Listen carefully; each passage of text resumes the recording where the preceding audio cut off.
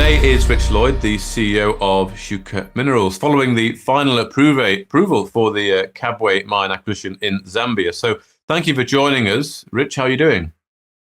Oh, very well. How are you, Mark? Yes, very good, very good. So, of course, last time we spoke, I think it was about a month ago, we were talking about that 11th of June deadline. So today's news confirming that the CCPC final authorization has gone through, and you've called it a huge milestone. So what does it mean, this approval for Shuka? What are the next steps to finalize any remaining addendums you have to do by the end of June? Yeah, absolutely. The extended drop dead date, if you like, on the sale and purchase agreement was the 11th. We received the director's signature on the 11th from the CCPC, which is the Competition Commission. The technical committee sat about a week or so ago and approved it, and very rarely does it then get kicked out by the board, and they only normally sit quarterly, but they very generously sat early, so we could get it through before the date, which is much appreciated. I think it shows the support, in Zambia, and for this project. Everyone wants to get it going again, as do we. So yeah, you get a bit nervous. You get a bit nervous when things are delayed, but all we've done is extended the sort of settlement period to allow us time to move the Leopard mining shares in Zambia across to Shuka. Obviously, we need to admit the shares that Leopard get in Shuka to the stock exchange on AIM, and also, finalize the cash consideration. So yeah, that a small addendum to the sale and purchase agreement, just to extend those dates, etc.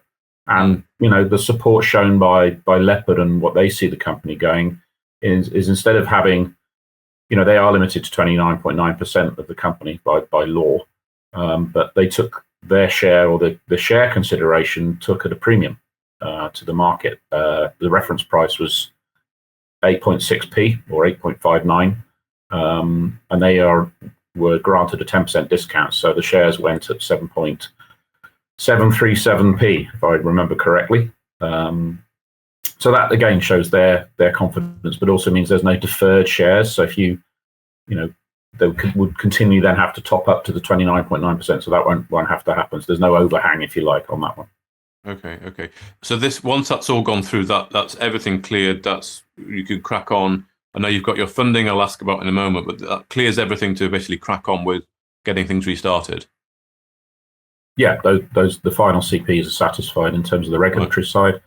Obviously, final CPs are moving the shares around and the cash consideration, and yeah, we've got the funding secured for that. So that will come through between now and the month end, and off to Leopard to pay for that consideration. Okay, good. Well, I know we talked a bit about non-dilutive funding. So you've also announced, of course, that you've got that 1.5 million non-dilutive facility for Kabwe there. So how does this funding work exactly, and what will it cover?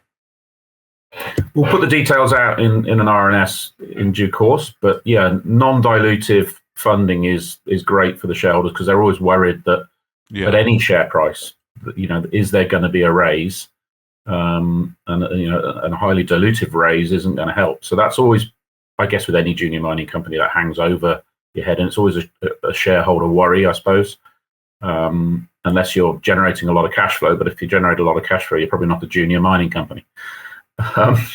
So yeah, it's an unsecured facility that's already been announced. It's non-dilutive, as I say, and it will go towards primarily the cash settlement for Leopard mining exploration, and will leave a decent chunk behind for sort of general working capital, getting initially the geology understanding, the geophysics and the drilling started for Kabwe. And also we can put some of the funds towards Rukwa restart as well. Right. Well, yeah, Rukwa, because I think last time you talked about $145,000 capex to sort of get things going and reach 5,000 tons a month. So I don't know if that still stands, and where you are on timelines with Rukwa. Yeah, we were moving ahead on all that. There's a bridge to repair. There's roads to redo. We've just come out of the rainy season, so we've got to dewater the pit. Or the pits, I should say. There's no point doing that in the middle of the rainy season. And I think the rainy season did extend. They're a little bit more unpredictable at the moment. So they were cracking on with Jafari, and Darwesh are cracking on with that in Tanzania. So yeah, I hope our timeline is, third, fourth quarter this year is to get that going. Obviously smaller to start with and get it back up to the levels that it used to be able to do.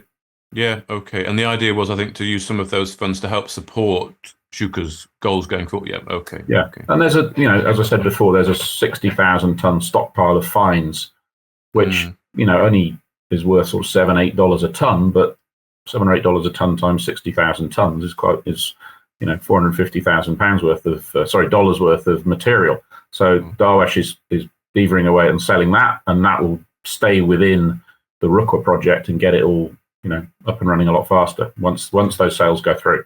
Good.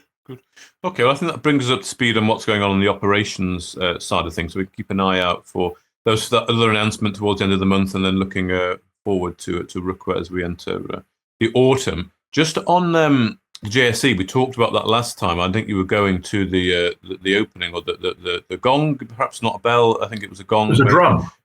It was a drum, even better. Yeah. Okay, great. I just wondered, how that's gone. I mean, have you had any sort of initial feedback from investors? Have you seen any interest from institutional, or how's that whole kind of listing going? Yeah, I went out there not with the intention to raise money, but the institutionals were all asking that question, and when and if I am going to raise money both here in London and in Johannesburg at the same time, they would be interested. So that was very encouraging. I wanted to get the shareholders, or the share base, if you like, or the investor base in South Africa interested in the story, listening to me, trusting me, hearing what we've got planned, rather than going straight there with a begging bowl, which again I think was highly appreciated. We listed on the day, on the 21st of May, at 75 cents, or 75 rand cents, and we've been trading between R1.60, R1.70 ever since, which is great. And gradually there was a bit of an arbitrage between London and Johannesburg, but that's closed as well. And it was great fun. Look, the reception and the journalists, it was the first mining listing in Johannesburg for over 2 years, which I was astounded. Last one, I think, was Copper 360 in April 23. And so everyone was really keen to speak to me, to understand what we're trying to do, and again, appreciative of us listing there without coming out with a begging bowl immediately. And it was good fun, but banging the drum for a minute and a bit on the listing, when you're a mile up in the air, I kind of forgot I needed to do a little bit more exercise, I think. Gosh, you've got to bang it for 90 seconds. Okay. Something like that. Fair enough. Okay, good. Well, thanks, Rich. So the next sort of rest of this year, let's say the next 6 months, there's a fair bit going to happen on the operations side, then it sounds like. Yeah. Okay. Yeah. Good. And look, we'll update the market, as the SPA is finalized and closed during this month, and cash consideration comes through to Leopard, and it all gets closed off. Plus, obviously, this time of year in the middle of audits, so I can take a big, deep breath at the beginning of July and get on with what I'm good at, which is the geology and the planning on how to get the mine going, and then the drilling. Cool. Excellent. Good. Well, thanks very much, Rich. It's good to hear things kicking off. So I'm sure we'll be speaking again fairly regularly. But for now, thank you very much for your time. Thank you, Mark. If you enjoyed this interview, then give us a thumbs up, a like, or a retweet. Subscribe to us on YouTube or follow us on Twitter, and hit that notification bell to be the first to know when we release new content. There's loads of great content on our website too, across all our programs at stockboxmedia.com. Thank you for watching.